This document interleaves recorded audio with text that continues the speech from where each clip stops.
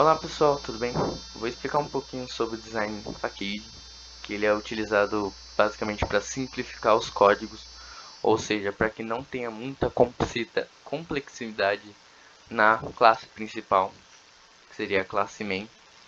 Então, ele tem essa função de tirar toda aquela complexidade da classe principal, passando para outra classe, só instanciando na classe principal, por exemplo, a classe facade, que foi onde que a gente absorveu todo aquele conteúdo que tinha na classe principal e adicionamos e implementamos dentro dessa classe.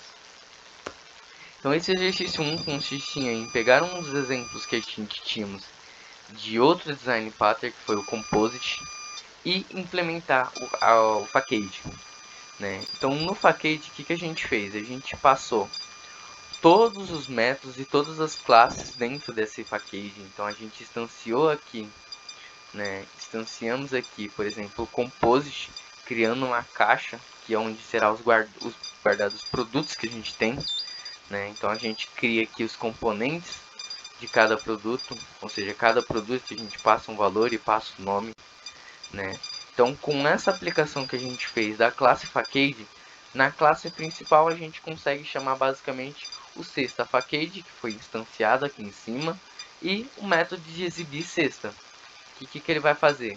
Ele vai basicamente imprimir a cesta que você tem, ou seja, a caixa que você tem de todos os produtos e o valor total dos produtos também. Então aqui na classe componente era uma instância, era uma interface de componentes que a gente tinha, que tinha dois métodos, tanto o getPreço quanto o imprimir conteúdo. E essa interface ela é implementada tanto pelo Composite quanto pelo Leaf. O Composite seria basicamente a estrutura da árvore, ou seja, onde ele teria os métodos de adicionar e remover aqueles produtos, teria também os métodos implementados sobre a interface, que é o getPreço, que ele vai retornar o preço total do produto, e o imprimir conteúdo total, imprimir todo o conteúdo. E também tem um Leaf, que seria o produto unitário, o produto individual, que ele tem preço e nome.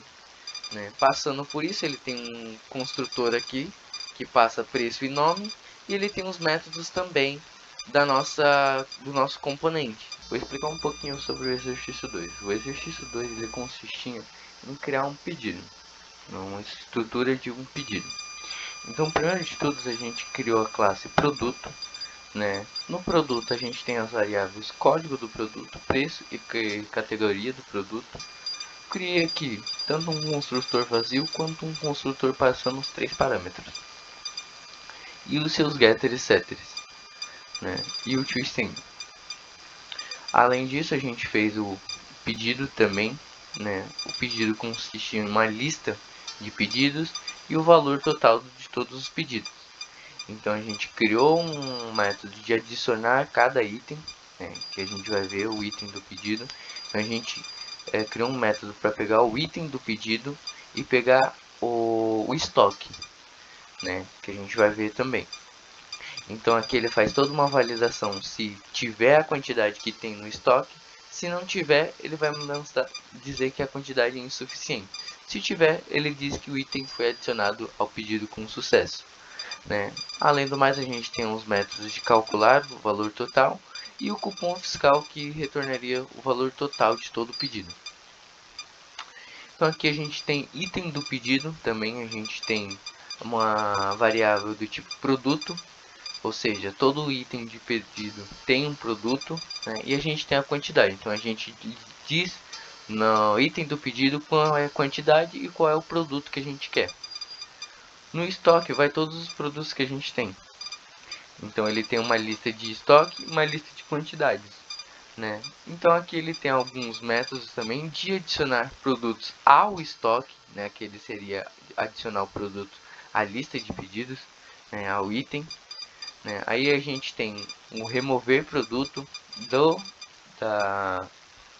do estoque, que é quando a gente faz o pedido dele. A gente também tem o imprimir itens do estoque, que ele vai retornar toda a lista de pedidos que você fez e os itens. Aqui a gente vai para main. né? Então ele é em relação ao facade, né?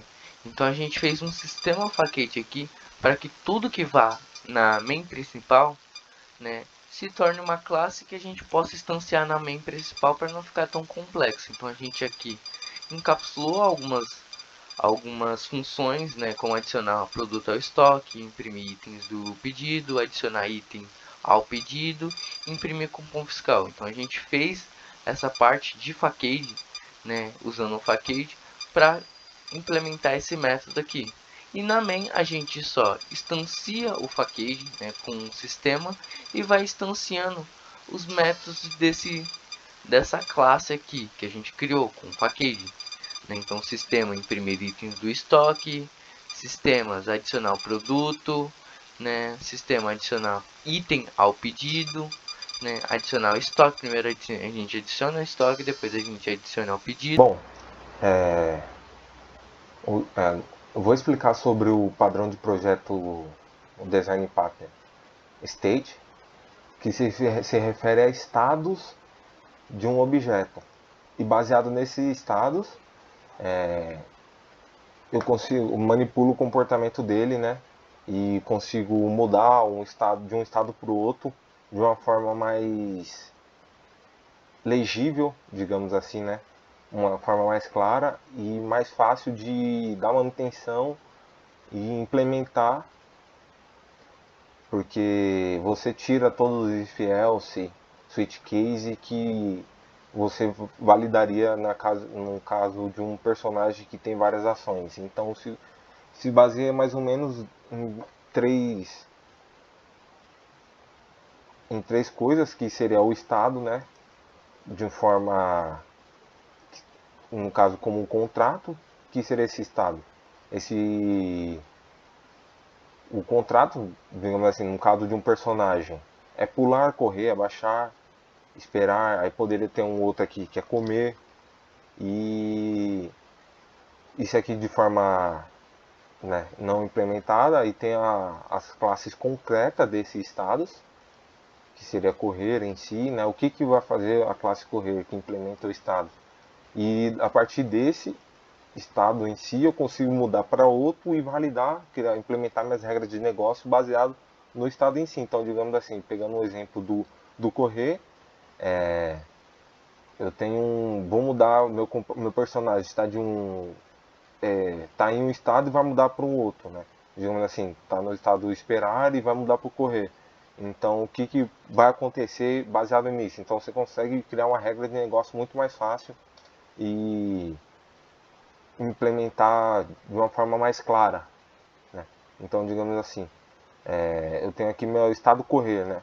E implementa, a partir dele eu consigo mudar para outro estado. Então, eu faço uma referência ao meu contexto, que é meu personagem, que ele vai ter um estado em si, né? Então, eu faço referência a esse contexto, né? O meu contexto tem um estado, né? O personagem é o contexto e aqui é o estado desse contexto, né? Então, pular, eu falo, né? Altero o meu estado desse personagem e o personagem agora está pulando e tudo mais, né? Então, se eu pegar aqui e mandar o correr abaixado, ele baixa e corre, entendeu? Você vai mudando, consegue alterar o comportamento baseado naquilo. Então, se eu executo aqui meu projeto, então o personagem ele já inicia em espera. E eu mando ele esperar de novo, ele já dá uma vez, né? O personagem já está esperando. Porque não faz sentido, né? Eu, tipo, alteraria o comportamento se ele já está fazendo alguma coisa.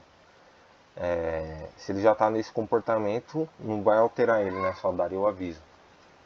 Aí eu mando correr, ó. O personagem está correndo. Consigo ver, baseado no meu personagem, ó, qual o estado dele. Se eu mando ele pular e abaixar, o meu estado anterior é pular, certo? Está aqui, ó. O personagem está pulando. Aí se eu mando ele correr, não é possível, por quê? Porque não dá para você abaixar no ar. Então ele não altera o comportamento porque a regra de negócio não permite. Aí se eu mando ele esperar, ele já altera o seu comportamento. Para de pular e está correndo. Está esperando. E aí se eu mando ele correr, o personagem está correndo e assim muda o comportamento baseado. Ele consegue mudar de um estado para outro baseado no estado anterior de uma forma mais fácil. Bom, agora eu vou explicar sobre o Design Pattern Observer, que seria um Design Pattern também de comportamento, mas é baseado em evento, que faz com que, baseado na ação de um objeto, que seria o assunto, né, o subject da coisa, vai gerar ações ou alterações em outras áreas, digamos assim, né? Nesse caso, a gente está fazendo referência a um jogo. Tem uma nave jogador, nave inimiga, 1 e 2. Então, baseado no meu comportamento, eu gero uma ação que vai alertar elas. Nesse caso, é uma referência de ação, né? Então, aqui tem o subject, que seria o quê? O assunto, né? Então, minha classe de jogador seria o ponto principal, que vai ter observadores e remover observadores, ou seja, para quem ele vai fazer referência e remover essas referências, aqui seria uma ação, um comportamento e um notificar, que é com que faz com que esses observadores sejam notificados sobre essas mudanças, né? Seria o observador que seria atualizar, que seria, nesse caso, é uma ação, né? Então, o meu observador vai ter a atualização de ação baseada no meu também, que no meu subject tem a mesma coisa, que é a nave jogador, que vai ter uma ação, né? Essa ação seria um enum do recuar, avançar e tudo mais, que seria um comportamento dessa nave, né? Então, baseada na alteração da minha ação, eu vou fazer uma notificação para os meus observadores, né? Ou seja, se eu tiver um set, né, add uma ação, adicionar uma ação para minha nave, eu vou fazer um alerta para os observadores. Isso aí é, no caso, para você gerar um evento, digamos assim, uma atualização na tela. Né? O usuário clicou um botão, nesse botão, as outras classes que faz a manipulação de outras informações precisa ser notificada. E você faz com que esse comportamento gere ações baseadas nas outras classes, mas não fique aclopado. Então, funciona basicamente assim, né? Baseado em um comportamento, numa ação do assunto principal, eu gero notificações no outro, né? Então, tem minha classe inimiga, que vira um observador, que precisa ser atualizado. No caso, aqui a gente está simulando, mostrando qual a ação da minha nave. Então, se eu rodar aqui e jogar, fazer um... E nesse caso, do projeto, ele está pedindo para que minha nave seja um singleton, né, implicando um outro segundo padrão de projeto, que seria uma classe instanciada uma única vez. Não posso instanciar um jogador se ele já é instanciado, então aqui gera uma exceção, né? Se uma instância for nula, eu crio instanciei esse objeto e retorno. Se não, eu gero uma exceção. Aqui para simular toda essa arquitetura, a gente faz, né? Eu tenho duas classes que vai ficar observando o meu jogador, baseado na ação dele.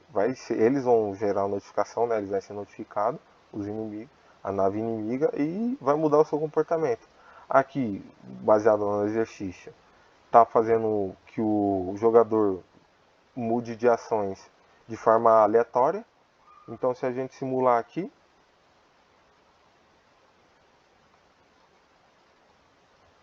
o meu jogador mudou o comportamento, o meu inimigo foi alertado, né? Então, mudou uma ação. Digamos assim, a gente poderia colocar um avançar aqui. Aí meu inimigo ele vai ser alertado que a minha nave avançou. Só que aqui está de forma randômica, né, para ficar algo mais aleatório. E se eu tento instanciar um objeto nave de novo, ele gera uma exceção porque fala que o jogador a nave já